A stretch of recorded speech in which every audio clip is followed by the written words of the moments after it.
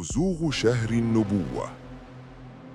يروي ابن عباس رضي الله عنهما أن النبي صلى الله عليه وسلم ولد مختونا، وقد تعجب عبد المطلب من ذلك عجبا شديدا. وقبل ولادته صلى الله عليه وسلم كان أهل مكة يعانون من الجدب والقحط الشديد، ولكن مع اقتراب موعد قدومه إلى الدنيا هطلت الأمطار وانتهى القحط، فاخضرت الأشجار وامتلأت الأرض بالخضرة والبركة. وعند ولادته صلى الله عليه وسلم كانت ركبتاه منحنيتين عند الولادة كهيئة الساجد، وكانت قبضته مضمومة إلا إصبع السبابة فقد كان مرفوعا.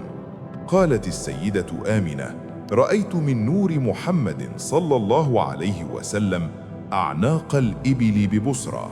ولد النبي صلى الله عليه وسلم في شهر ربيع الأول يوم الاثنين، وقيل في التاريخ الثاني أو الثامن أو التاسع أو الثاني عشر، ولكن الاتفاق على أنه كان يوم الاثنين، ففي يوم الاثنين أعطي النبوة، وفي يوم الاثنين هاجر، وفي يوم الاثنين توفي صلى الله عليه وسلم.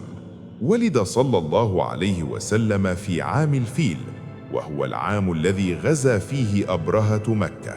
كان أبرهة حاكما نصرانيا لليمن، وأراد أن يصرف الناس عن بيت الله الحرام ليحجوا إلى بيت بناه هو، فبنى بيتا ضخما من الحجارة السوداء، وزينه بالذهب والفضة والجواهر والياقوت العظيم، وعطره بأطيب الطيب، ووضع فيه الستائر الطويلة.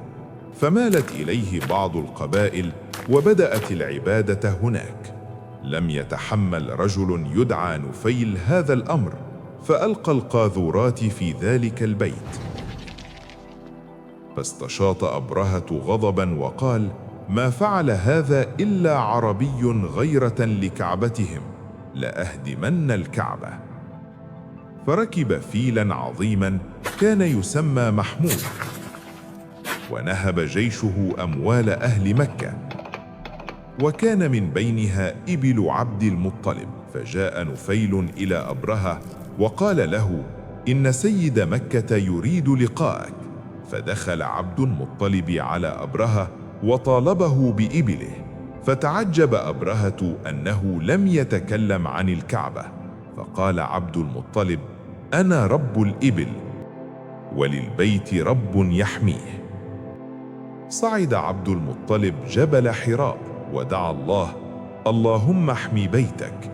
وهكذا كان، فقد رفض الفيل التقدم، فضربوه على رأسه بشدة وسقوه الخمر ليفقد وعيه ويتقدم، لكنه لم يتأثر وظل ثابتا.